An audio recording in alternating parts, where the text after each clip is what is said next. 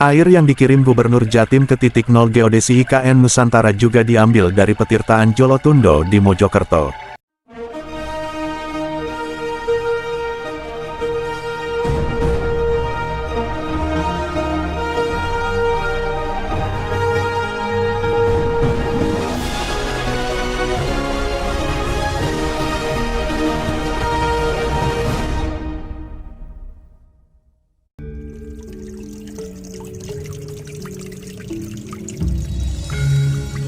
Situs Purbakala di kaki Gunung Penanggungan ini mewakili peradaban Medang abad 10 Masehi, yaitu menjadi tempat para resi menyucikan diri sampai era Kerajaan Majapahit.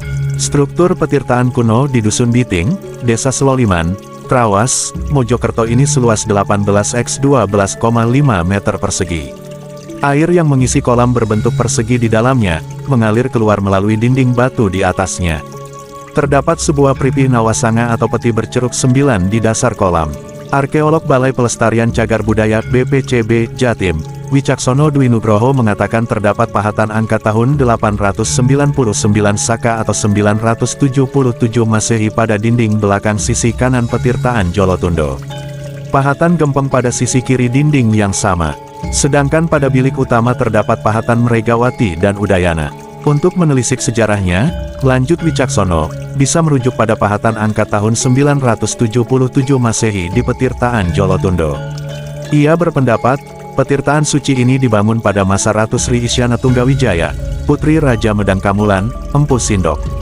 Istri Sri Lokapala itu memimpin sejak tahun 947 Masehi. Selain itu, sejarah petirtaan Jolotundo juga berkaitan dengan prasasti Cunggrang di lereng timur Laut Gunung Penanggungan, Desa Bulusari, Gempol, Pasuruan. Prasasti yang dibuat Empu Sindok tahun 851 Saka atau 929 Masehi ini menyebut Pawitra, yaitu tempat para resi melakukan ritual pemujaan. Wicaksono menjelaskan petirtaan Jolotundo menjadi bangunan suci yang terus digunakan dari zaman Kerajaan Medang Kamulan sampai Majapahit. Sedangkan kawasan Pawitra di Gunung Penanggungan diperkirakan sudah ada sebelum Empu Sindok memindahkan kekuasaannya dari Jateng ke Jatim pada 929 Masehi.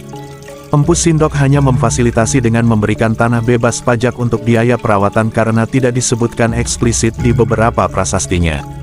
Kecuali Jolotundo jelas berangkat tahun 977 Masehi, angka tahun pembangunan Jolotundo masa pemerintahan Sri Isyana Tunggawijaya. Pada zaman kerajaan, kata Wicaksono, petirtaan Jolotundo menjadi bangunan suci tempat pemujaan terhadap Dewa Wisnu. Konsep yang biasa melekat yaitu pencarian air suci Samudra Mantana. Jika dikaitkan dengan petirtaan Sumber Tete dan kawasan Pawitra di Gunung Penanggungan, Jolotundo menjadi tempat menyucikan diri. Sumber Tete untuk menyucikan diri sebelum ritual di Pawitra, setelahnya menyucikan diri di petirtaan Jolotundo. Juga adanya pahatan kata gempeng yang artinya melebur dosa-dosa dan kesalahan. Hanya saja pada masa lalu, petirtaan Jolotundo bukanlah tempat ritual masyarakat umum maupun kaum bangsawan. Menurut Wicaksono, petirtaan ini dibangun khusus untuk memfasilitasi para resi atau para petapa. Kaum resi pada zaman itu sebagai tokoh keagamaan yang berpengaruh. Dalam beberapa prasasti, raja ditasbihkan oleh resi. Jadi, sebagai imbal balik atas kekuasaannya, raja membangun Jolotundo. Sehingga para resi mendukung kekuasaan para raja. Misteri kolam petirtaan Jolotundo. Petirtaan Jolotundo. Tempat ini, yang dipercaya memiliki khasiat spiritual, menarik perhatian banyak orang, terutama para pelaku spiritual.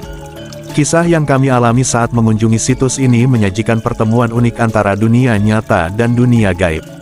Kami memulai perjalanan di malam hari, ketika udara pegunungan terasa lebih sejuk dan suasana menjadi lebih tenang.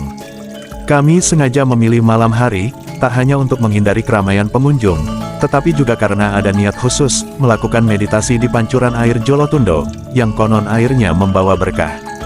Dalam keheningan malam, kami berharap doa-doa kami akan dikabulkan. Setelah tiba, kami memasuki area candi dan kolam petirtaan. Atmosfer magis mulai terasa begitu kuat.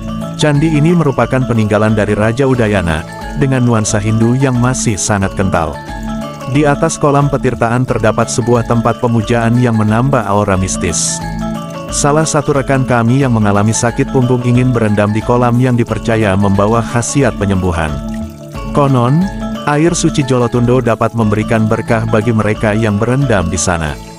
Tanpa banyak bicara, kami pun mengambil posisi masing-masing untuk bermeditasi. Dalam 3 kali tarikan nafas, kami tenggelam dalam keheningan.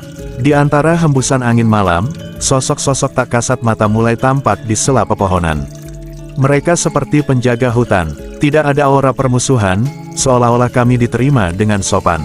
Namun, kehadiran mereka menambah kesan misterius di tempat ini. Salah satu teman kami yang lebih peka spiritual, Mas Ardi, tiba-tiba membuka mata dan berbisik, gerbang kuning keemasan di atas. Seakan ada sesuatu yang mengawasi kami dari altar pemujaan di atas. Rasa penasaran mulai muncul, tetapi kami memilih untuk tetap fokus pada tujuan kami, berendam di kolam suci. Saat memasuki kolam, suasana semakin hening. Air pancuran mulai mengguyur tubuh, dan anehnya, aku tidak merasakan dingin seperti yang dikeluhkan suamiku. Rasanya seolah-olah air itu memberi kedamaian yang luar biasa. Tapi di pancuran ketiga, aku mengalami kejadian aneh. Sebuah cincin berwarna keemasan muncul di jari manisku. Aku ingat jelas bahwa aku tidak mengenakan cincin saat masuk ke kolam. Namun cincin itu nyata, aku bisa merasakannya di jariku. Setelah selesai mandi, aku mencari cincin itu. Namun, saat keluar dari kolam, cincin itu sudah menghilang. Jolotundo, petirtaan Jolotundo memang menyimpan energi spiritual yang kuat. Tidak hanya menjadi tempat meditasi dan berendam, tetapi juga menjadi lokasi di mana batas antara dunia nyata dan dunia gaib terasa begitu tipis. Pengalaman ini menjadi pelajaran berharga bagi kami, bahwa di tengah keinginan duniawi, iman dan keteguhan hati adalah kunci untuk terhindar dari godaan yang menyesatkan. Bagi Anda yang tertarik dengan dunia spiritual dan misteri, Jolotundo bisa menjadi tempat yang menarik untuk dikunjungi. Namun, satu hal yang harus diingat, jaga niat dan hati Anda. Tempat ini memang indah, tetapi juga penuh dengan energi yang tidak bisa dianggap remeh.